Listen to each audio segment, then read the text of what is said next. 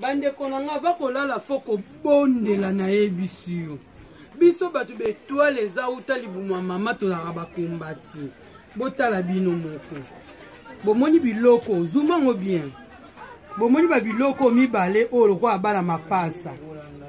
Nalali na butu na loti bazo bundisa ngai. Na se ya ndoto wana nazo prier makasi. Na sutuki na pongi na yoki posa masuba na kei na salon pona se soulager na tala boye. Na mwe biloko mo mibale bana mapasa bazo bunda. Nga bijezi nga mo pe na kati ya ndako na bangi. Nga lobi o problème ni. Ne na tala eloko ngo bien forme ya bana. Esali makolo misapi ba sexe.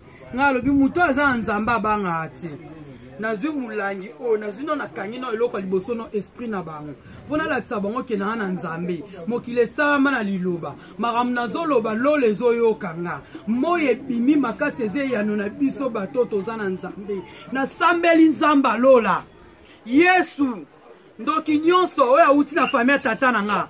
Na famille mama nanga. Na baningo na tambolaka na bango. Na mibali o na leka na bango. Na endroit oyo na vanzi. Oyo ye na menonsi ya butu pe moi. Na lobi lola efongwama emelaye. Mabele bongwa na libulu emelaye. Prince bongwa na libulu emelaye. Maya papa na nga sala ebongwa na asidi ekata e michopo. Mungwa oyo bongwa na masas. Ekokota na sante na bango. Etobola bango mabumu. Etobola misala na bango au nom de Jésus. Na kangindo kinyonso.